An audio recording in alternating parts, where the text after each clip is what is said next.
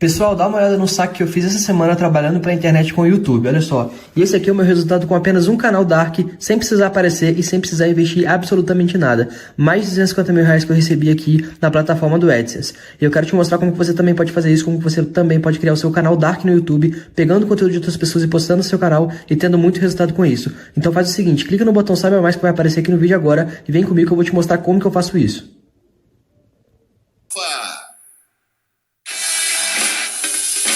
Muito boa noite, Guga. Quem acompanha o Troca de Passe, estamos no ar.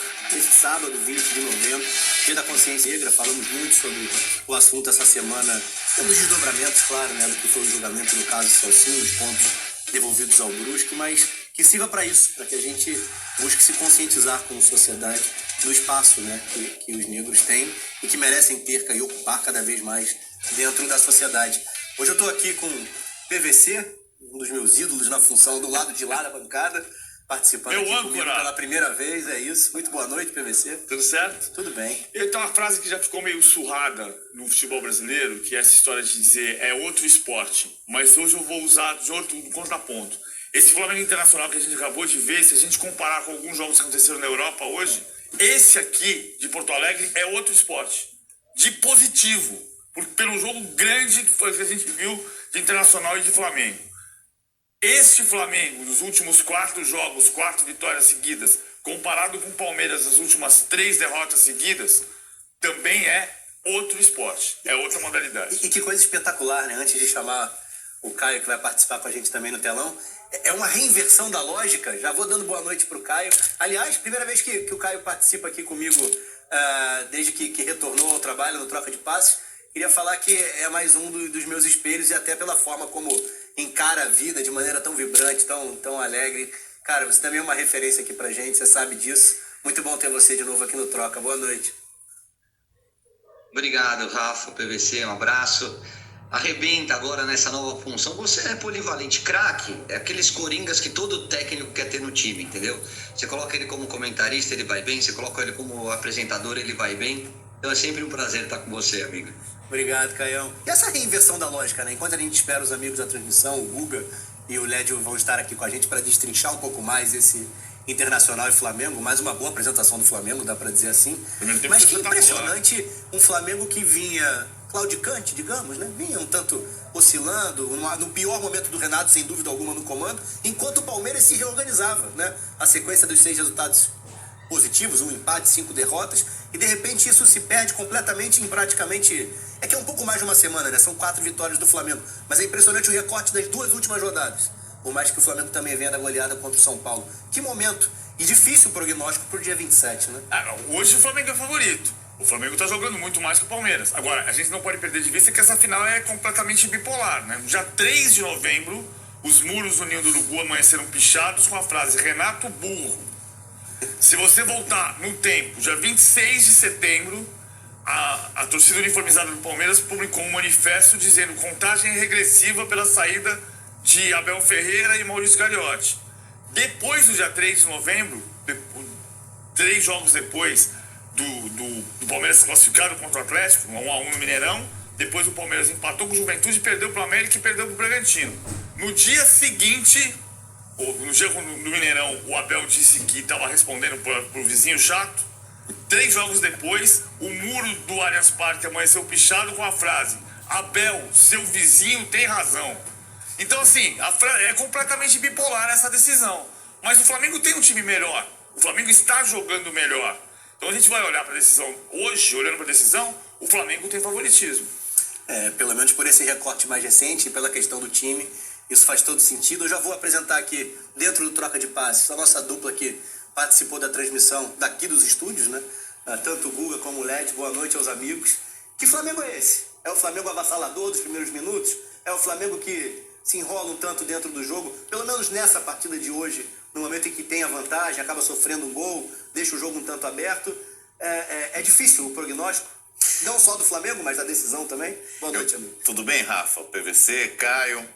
Todo mundo ligado no Troca. Eu vou deixar a análise para o Led. Eu só queria, na esteira do PVC, eu acho que a César o que é de César, né? Diz o ditado, enaltecer o jogo que fizeram Inter e Flamengo. Porque dignifica dois, né, campeões do Brasil, da América, do mundo, espetacular, dois times de peito aberto, querendo jogar futebol, não ficaram azucrinando a vida do árbitro, não ficaram cavando faltinhas. Primeiro tempo num ritmo alucinante, muito acima de qualquer jogo em qualquer parte do mundo.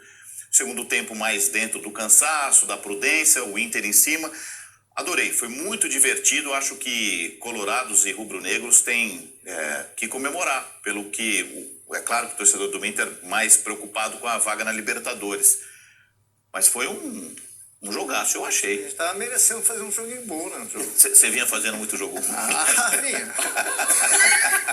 Vinha, velho. 39 finalizações, cara. Tô com PVC, foi um jogaço. O melhor jogo pelo menos que eu tenha trabalhado no campeonato foi, né, PVC? Eu os melhores jogos do campeonato. O ano passado foi um dos melhores do campeonato. Talvez no Brasil, nesse ano, o melhor jogo talvez tenha sido a final da Supercopa, Flamengo e Palmeiras. Também, exatamente. Assim, eu lembro muito do ano passado do Beira-Rio, que é uma coisa que reflete o Flamengo, né?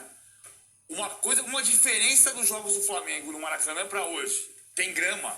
Você viu que coisa incrível? Qual foi a melhor atuação do Flamengo, na minha opinião, no campeonato? Foi contra o Corinthians na Neoquímica Arena. É verdade. Por causa do gramado. Isso explica muito. Já estamos com os melhores momentos aí na Terra. Rafa, só para não fugir da sua pergunta, eu já vou passar para o Légio também falar do Flamengo. E assim, não é que eu sou adivinho, mas eu já imaginava, mesmo com o Rogério Ceni, quando o Flamengo tivesse todo mundo à disposição, é outra história. É muita gente. O Gabriel hoje fez o jogo 17 dele, gente. O Gabriel não jogou um turno do Campeonato Brasileiro, a gente está na rodada 34. Rascaeta fez o 12º. Quer dizer, quando os caras principais estão à disposição, é outra história, é muita qualidade. Vocês perguntaram o que é melhor, né? Se a intensidade e a velocidade do Flamengo. Eu acho que a cara do Flamengo é aquela, dos 10 primeiros minutos, de muita velocidade, triturando o adversário. Foram fatais esses 10 minutos para o Inter. O Inter conseguiu se recuperar no jogo, mas o passivo já era muito grande. Não deu para conseguir chegar ao empate, mas o Inter equilibrou o jogo a partir dos 15 minutos do segundo tempo. Agora, o Flamengo não é um time taticamente perfeito, né? Ele dá muito espaço para o adversário, ele permite que o adversário tenha muito espaço para atacar. É que o Inter, no segundo tempo, como o Guga disse, cansou muito. Bateu o nervosismo, começou a errar muito passe, começou a tentar forçar muito passe, e aí baixou a produção ofensiva do Internacional. E o Flamengo continuou errando também em contra-ataques, poderia ter aumentado o placar. E o Flamengo é um pouco dessas duas questões. É um time que tem uma rapidez, uma intensidade muito forte no contra-ataque, tem um talento individual que ninguém discute. Agora, taticamente, ele dá espaço para o adversário contra-atacar. Alguns clubes já se aproveitaram disso no Campeonato Brasileiro. Outros não conseguiram. Tiveram essa oportunidade e não conseguiram. O Inter foi um deles. O Flamengo hoje jogou e deixou o Inter jogar. Só que o Inter se atrapalhou. O Inter tem suas limitações, não é o Flamengo. Deixa eu fazer uma pergunta para os amigos. Tem algum time no mundo com tanto volume ofensivo que não deixe espaço atrás? Eu acho que tem no Liverpool. Não é que não deixa espaço atrás, mas não é deixar tanto espaço atrás. Agora, é que o Liverpool não está. Times agressivos e equilibrados defensivamente. O Liverpool não é o melhor time da Inglaterra, né? O Chelsea é o líder. O Flamengo tem a segunda melhor defesa do campeonato, hein? É verdade. É verdade, não é um time vulnerável. É um time que às vezes cede o gol do Tyson. Às vezes eu me sinto no meio do caminho, sabe, Caioba, amigos? A gente pede volume ofensivo. Aí quando um time entrega o volume ofensivo, a gente fica olhando para o espaço que deixa atrás. Quando tem um time defensivamente consistente, a gente acha pobre ofensivamente, que não chega a 2 gols de média por jogo no Brasileirão. Então, é duro, né, agradar a gente, vamos combinar. O Flamengo chegou a 150 gols em 2021, só na temporada. É o único time que tem 2 gols por jogo de média no Brasileiro, gente. É muito bom mesmo. É isso aí. Agora, o time é espetacular. Quando o time engrena, como fez essas 4 partidas, fez 9 gols em 4 jogos, e emendando vitória no Bahia, vitória no Corinthians, avassalador nos 10 primeiros minutos hoje, avassalador nos 10 primeiros minutos contra o São Paulo. O jogo estava decidido contra o São Paulo em 10 minutos. Também por culpa do Caleri, ok, mas o Flamengo foi avassalador. Como foi avassalador nos primeiros 15. O Tyson saiu no intervalo hoje dizendo: tivemos sorte por ter sido 4. Exatamente. O Tyson disse isso. E aí, Caio, a provocação do Guga, o que você acha sobre esse Flamengo que, bem ou mal, sim, né, também dá espaços aos adversários, mas que lá na frente decide e resolve com uma qualidade impressionante? Eu acho que tem um detalhezinho, Guga, Led, um abraço, amigos. Abraço, Tem Caio. um detalhezinho que eu acho que a gente precisa melhorar um pouquinho, principalmente nesses times que são muito ofensivos e que tem muita qualidade do meio para frente. É a compactação na hora que você está atacando. Qual é a grande diferença que eu ainda vejo dos nossos times para os times da Europa? Essa compactação na hora de defender, a gente melhorou muito. Então, as linhas estão mais próximas, você tira espaço do adversário. Quando você congestiona a frente da área, até o Flamengo encontrou dificuldade contra o Cuiabá, contra o Atlético Paranaense, e vai encontrar sempre que tiver um adversário com essa proposta de jogar mais fechadinho e souber fechar espaço. Eu acho que o próximo passo de evolução do futebol brasileiro é na hora que você estiver atacando, você trazer essas linhas, tanto de meias como de zagueiros, mais próximas do campo ofensivo e fazer aquela pressão pós-perda. Sabe, na hora que você está criando e perde a bola, você já dá o bote ali, você matar a jogada ali. E aí eu acho que entra o Davi Luiz com uma contribuição enorme nesse sentido. A gente fala muito da inversão de bola, da qualidade técnica que o Davi tem, e ele tem tudo isso mesmo. Mas eu, até conversando com outros amigos, e conversando muito com o Sheik, que jogou muita bola, campeão da Libertadores, campeão mundial com o Corinthians, uma vez batendo um papo com ele, eu falei, qual foi o zagueiro que você teve mais dificuldade para jogar? Ele falou, o Davi Luiz. Eu falei, sério? Por quê? Ele falou, por conta da leitura de jogo dele. Ele te antecipa, ele está sempre um segundo à sua frente. Então, para um time como o Flamengo, que muitas vezes vai estar exposto ao contra-ataque, você tem que ter zagueiros rápidos, e o Davi e o Rodrigo Caio são rápidos, se eles tiverem condições, se eles estiverem bem, como aparentam estar, e você precisa ter zagueiros que encurtem o caminho da jogada, que tenham uma boa leitura de jogo, que muitas vezes não vão só para matar a jogada, né, para levantar o atacante quando ele está de costas, mas numa roubada de bola, já ligar um contra-ataque, já sair de maneira mais qualificada. Eu acho que o Davi Luiz acrescenta muito nesse sentido, depois da chegada dele ao Flamengo. Só vou lembrar um detalhe do jogo do Cuiabá, que o Caio lembrou bem. O Flamengo sofreu, mas o Flamengo não tinha 5 titulares. Não tinha Rodrigo Caio, não tinha Davi Luiz, não tinha Isla, não tinha Bruno Henrique, não tinha De Arrascaeta. Que é uma diferença para o jogo da semana que vem, né? Sim. O De Arrascaeta entrou hoje com 76 minutos. Ele jogou um pouco mais de 15 minutos. Jogou 15 minutos mais os acréscimos. É provável que ele comece a partida na semana que vem e você passa a ter a formação titular do Flamengo, que não jogou junto nenhuma vez. Aquela formação de 2019 jogou junto 7 vezes, 8 vezes. 8 vezes. A de 2021 jogou junto 4 vezes. Essa aqui não jogou junto ainda. PVC, Rafa, até para abrir um pouquinho a discussão, vocês acham que o Arrascaeta vai começar jogando? Tenho certeza. Então, mas eu acho que sim. Era como eu ia direcionar agora. Você acha, Caio, que ele começa? Eu tenho muita dúvida. A qualidade do Arrascaeta não é indiscutível. Ele é para mim, ao lado do Veiga, porque acho que o Veiga vive um momento especial na carreira dele, é o melhor meio-campista que a gente tem aqui no futebol brasileiro. Ele finaliza, ele dá passe para gol, ele é inteligente, ele joga sem bola. Eu sou muito fã do Arrascaeta. Mas uma final de Libertadores, você tem que estar a 110%. Você tem que estar voando. Você não pode estar um degrauzinho ou uma marcha abaixo do que você está acostumado. E o Arrascaeta está um longo período sem jogar. E muitas vezes eu acho que a solução vem do banco. Assim, se ele fosse um jogador essencial, ele claro que ele é um craque. Mas para o nível que se joga aqui no Brasil, né? Estou falando em termos de Campeonato Brasileiro, em termos de América do Sul. Agora, eu não sei o quanto ele vai agregar ao Flamengo e o quanto ele aguenta nessa intensidade que o Palmeiras vai exigir de uma final de Libertadores. Eu tenho muitas dúvidas se de repente não é melhor fazer como ele fez hoje, o Renato. Deixar ele para o segundo tempo, queimar os 15, 20 minutos que talvez ele tenha condições de jogar em altíssima intensidade para o final, quando o jogo já se apresenta de uma outra maneira. Tenho muita dúvida se ele vai começar como titular. Ontem a gente debatia aqui no Troca com o Lino, com o Casão, exatamente como seria a utilização desse Flamengo no jogo de hoje. E bem ou mal foi o time titular, sem o Arrascaeta, que não teria condição dos 90 minutos, e o Bruno Henrique também, até pelas dores no joelho que sentiu no jogo contra o Corinthians. Ainda tem uma partida antes da final, né? O jogo contra o Grêmio. Vocês imaginam que o próprio Arrascaeta possa ser utilizado mais alguns minutos, para ganhar um pouco mais de rodagem antes da decisão, mas que esse Flamengo vai acabar vindo sem o Arrascaeta para a final da Libertadores. O que fazer com o Michael, por exemplo, né? E o momento que ele está vivendo. É como se não coubessem os 11. Se a gente falar do Arrascaeta bem para os 90 minutos, o que não deve ser o caso, eu concordo com o Caio, mas o momento do Michael também fala bem alto, né? Pela presença dele. Eu tenho a mesma dúvida do Caio. Eu não estou seguro. Eu acho que ele vai ganhar mais alguns minutos contra o Grêmio. Esse é o ponto. Acho que ele vai ganhar mais alguns minutos contra o Grêmio. Eu poria do início para sentir o cara, e se ele tem condição. Acho, Caio, que o Renato talvez não tivesse essa dúvida se não tivesse o Michael num momento tão bom. Hoje ele não jogou bem, não. Hoje ele jogou mal. Ele errou muito.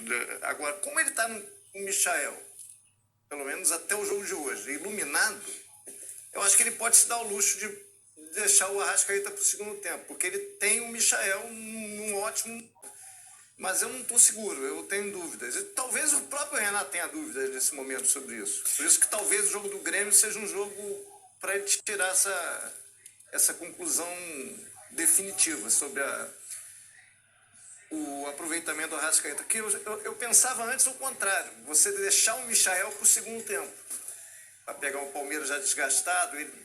Agora, o Arrascaeta é muito tempo que ele ficou sem jogar, né, cara? E hoje um pouco mais lento, ele não me parecia ainda à vontade no jogo. Por isso que eu acho que esse jogo contra o Grêmio vai ser Mas você guardaria super definitivo. Você guardaria ele para o decorrer do jogo contra o Grêmio ou sairia de largada com ele? Não, eu arriscaria, eu sairia de largada Eu também. para testar de vez. Para testar de vez. Aí o Renato tira a dúvida, porque eu acho que o Renato também tem essa dúvida. A dúvida do Caio, também a dúvida do Renato Portaluppi. Eu só fico pensando se não é muito perto da final, né? Para um jogo. 4 não dias. para 90 minutos, ele pode até vir do início, mas não sustentar os 90. Mas é bem perto, né? É perto. Do jogo. O maestro disse na transmissão que ele pode jogar 90, 15 ou 40 minutos contra o Grêmio, que é difícil ele chegar pleno sábado. Né? Mesmo que ele descanse, enfim, que ele não tem jogo, minutos suficientes para readquirir. O primeiro passe dele é uma bola muito esticada, né? Você vê que ele está sem tempo, né, da jogada. O lance do gol do Kennedy anulado, ele perde o tempo da bola. Ele fura. Ele perde o tempo da bola. No dia 5, estou tentando lembrar o dia, no dia 5 de novembro, foi o dia que se anunciou que o De Arrascaeta não viajaria para a seleção do Uruguai. Não tinha razão de liberar, o Flamengo negociou a não liberação, porque ele não tinha condição de jogar. Naquele dia, o Renato planejava contar com o Arrascaeta contra o São Paulo ou contra o Corinthians. Não conseguiu, né? Não, nem contra o São Paulo, nem contra o Corinthians. Claro que não tinha sangria desatada de você colocar o Arrascaeta de qualquer jeito. Então, mas o plano dele era que ele jogasse pelo menos uma partida a mais do que ele está jogando. Ou seria contra o Corinthians na quarta-feira passada, ou teria contra o São Paulo na semana passada. Então ele está um jogo atrasado. Você separou o segundo gol do Flamengo para mostrar a análise tática? Vamos falar com o Légio também. A questão da infiltração do Andrés Pereira, né? Sim. Impressionante a infiltração dele, né?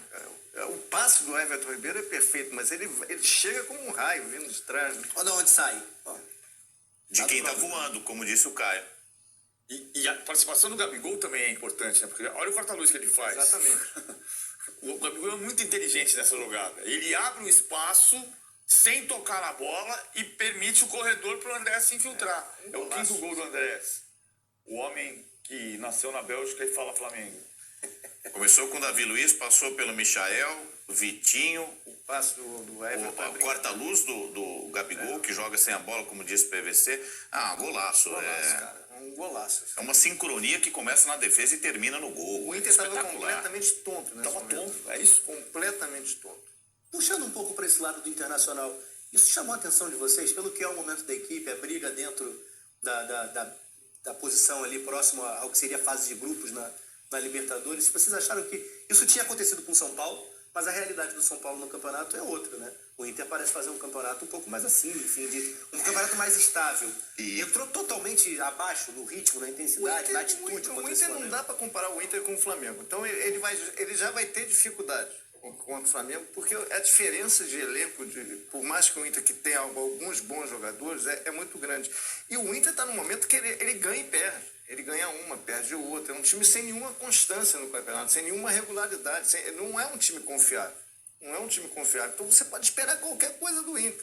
Por exemplo, ele pode vir chegar no Maracanã quarta-feira e ganhar do Fluminense, mas o Fluminense também não é um time confiável. Ganha e perde. Senão essa 7ª e 8ª vaga da Libertadores, qualquer um pode pegar, né? Porque ninguém assume. Agora o Ceará, se ganhasse o jogo hoje, ele passaria o Inter. Ele estaria na frente do Inter, que acabou empatando. Então, são times que têm limitações, e a irregularidade emperra demais o Inter. Por quê? Porque é um time que Agora, tem sua... Quase foi campeão brasileiro. pois é, isso que é o grupo vice-campeão brasileiro que no instante final, no segundo final, não foi campeão por um detalhe. Caiu muito, né? Em Mas relação. assim, tem uma coisa nesse internacional. Não é a única explicação evidente, até porque o Flamengo também teve mudanças. Mas no dia que o Flamengo, no ano passado, teve um jogo parecido com esse, naquele final de semana de Internacional 2, Flamengo 2. Foi um grande jogo também. Foi outubro. Aquele foi o final de semana de Real Madrid. Ainda com o Cudê no comando. Com o Cudê. É isso que eu ia dizer. Então, assim, foi o último jogo do Cudê como técnico. E ele fechou o primeiro turno como vencedor. Como primeiro colocado do primeiro turno. Ali, de outubro do ano passado para cá, Cudê, Abel, Miguel Ángel Ramírez e Diego Aguirre. Que não é só a mudança do nome do técnico. É que você sai do Cudê, que é pressão, é o Abel bloco baixo. É o Miguel Ramírez posicional, é o Diego Aguirre bloco médio. Aí o time se perde. São escolhas esquizofrênicas, né? São escolhas esquizofrênicas. O time não tem uma cara, né? Aí o time perdeu coesão. Assim. É verdade que também acontece, por exemplo, o Flamengo naquele jogo era treinado pelo Domi. Depois o Domi veio o Rogério Ceni e depois veio o Renato. Mas por outro lado, o Flamengo tem um corpo de 8 titulares iguais desde 2019. Não, me lembra muito o time do Jesus. E me lembrou muito enquanto o Domi estava lá muitas vezes, enquanto o Rogério passou lá muitas vezes. É um time que joga de memória, né? É um time que joga de memória. Exatamente. A gente tem o Renato, que é o atual, inclusive, para ouvir, mas eu vou me despedir dos amigos antes. Valeu, Rafa. Dar um descanso, né? Parabéns mais uma vez, Rafa. Vocês são amigos, né? Tá arrebentando. Tá arrebentando. Obrigado. Estamos juntos.